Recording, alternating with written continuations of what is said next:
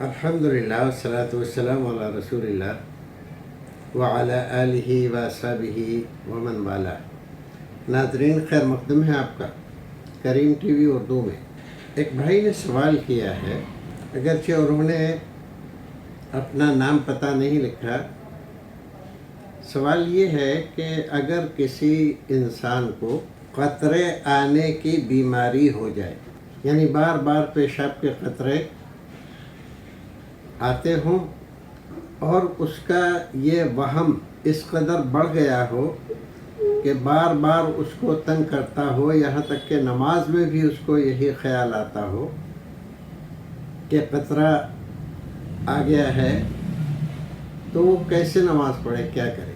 ہم اپنے بھائیوں کو بتانا چاہتے ہیں کہ آج کل یہ بیماری بہت زیادہ لوگوں میں ہو رہی ہے، مردوں میں بھی عورتوں میں بھی۔ اور اس بیماری کا سبب پہلے تو یہ بہت زیادہ عمر دراز لوگوں میں ہوتی تھی، اور وہ بھی مردوں میں، اور وہ بھی جاڑے کے موسم میں۔ آج یہ حال ہے کہ بہت کم عمر میں لوگوں کو یہ بیماری شروع ہو رہی ہے اور وہ بہت پریشان ہیں، اور بعض لوگ تو یہی سوچ کر کہ ہم پاک رہ نہیں پاتے ہیں، لہذا ہماری نماز کیا، نماز ہی چھوڑ دیتے ہیں۔ تو اس مختصر وقت میں غور سے سن لیں۔ پہلی بات، اس بیماری کا اصل سبب ہماری اعصابی قوت کا زوال پذیر ہو جانا ہے۔ نروس سسٹم ہمارا جب ڈاؤن ہوتا ہے، اور اس کے اسباب ہیں، بہت سارے لوگ جانتے ہیں کہ ایسا کیوں ہوتا ہے۔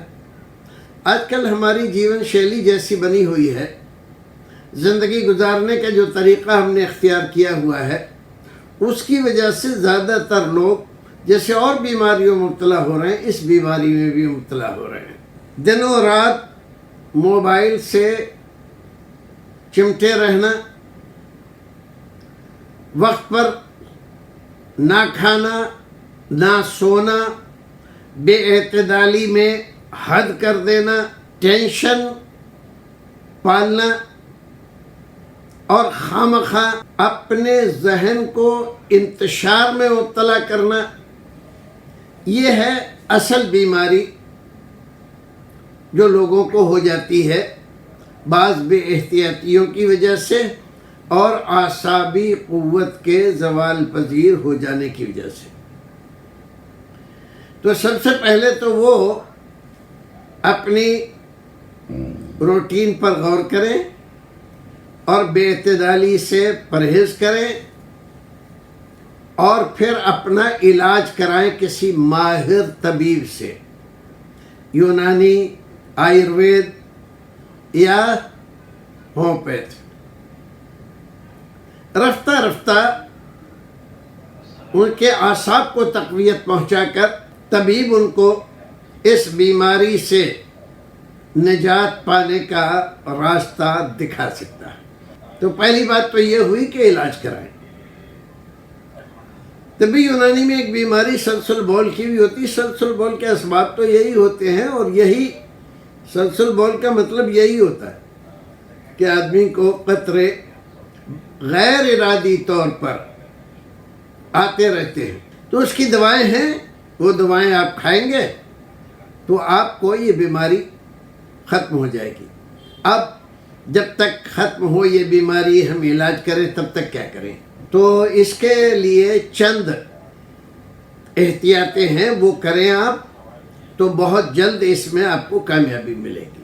سب سے پہلی بات، اس بیماری میں شیطانی شرارت کا کافی دخل ہے۔ تو اکثر آپ دیکھیں گے جن لوگوں کو یہ بیماری ہوتی ہے کہ وہ بیٹھے ہوئے ٹھیک ٹھاک، جیسے ہی اذان ہوگی ان کو پیشاب کا شبہ ہوگا، وہ پیشاب کرنے جائیں گے، اور پھر وہاں سے اٹھ کے آئیں گے تو مسلسل ان کا دماغ اسی طرف لگا رہے گا کہ قطرہ نہ نکل جائے، قطرہ نہ نکل جائے، اور آخر ان کو یہ یقین ہوتا ہے کہ قطرہ نکل گیا۔ تو اب کیا کریں؟ تو پہلی احتیاط یہ کریں کہ اذان سے معلوم ہے آج کل اوقات ٹائم ٹیبل ہمیشہ معلوم ہے، آدھا گھنٹہ کم سے کم پہلے آپ پیشاب پاخانے سے فارغ ہو جائیں، اذان ہو اس کے بعد نہ پیشاب کرنے جائیں اور نہ باتھ روم کی طرف جائیں، وضو کریں اور نماز پڑھنے کے لیے جائیں، آپ کو قطرے کا جو شبہ اور جو پریشانی ہوتی رہتی ہے نہیں ہوگی۔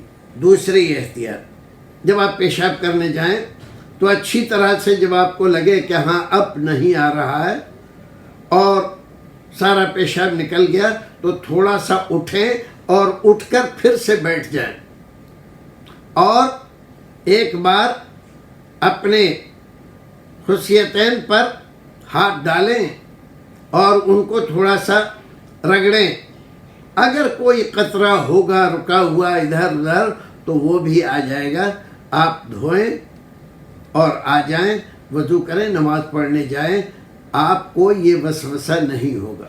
تیسری ہدایت، شریعت ہماری یہ بتلاتی ہے کہ جو چیز یقین کے ساتھ قائم ہے وہ شکوک و شبہات سے زائل نہیں ہوتی۔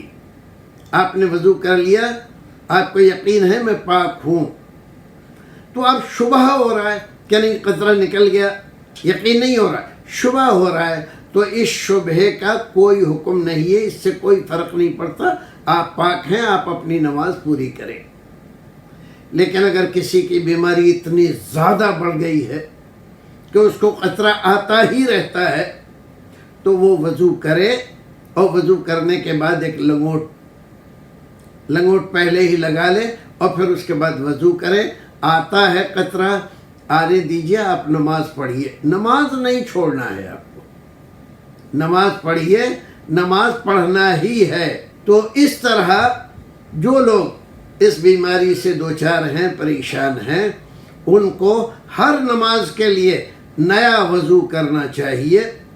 گرمی کا موسم ہے تو کوئی پریشانی نہیں، جاڑوں کا اگر موسم ہے تو آپ کے پاس ایسا کوئی انتظام نہیں کہ گرم پانی ہر وقت میسر ہو آپ کو، تو آپ جمع بین الصلاتین کر سکتے ہیں، جیسے ظہر کی نماز کو اس کے آخری وقت میں پڑھیں اور اس کے بعد ہی عصر کا وقت ہو جائے تو آپ عصر بھی پڑھ لیں۔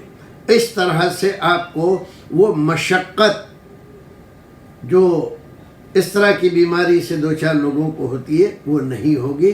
لا یکلف اللہ نفسا الا وسعها، آپ یہی کر سکتے تھے، اس سے زیادہ کی آپ کے اندر طاقت نہیں تھی، اور اگر طاقت ہے ہر وقت نئے وضو کر کے نماز پڑھنے کی تو آپ ہر وقت نیا وضو کر کے نماز پڑھیں اور ہر نماز اس کے وقت پر ادا کریں۔ امید ہے کہ بات سمجھ میں آئی ہوگی۔ اللہ رب العزت ہمیں اور آپ کو نیک عمل کرنے کی توفیق عطا فرمائے۔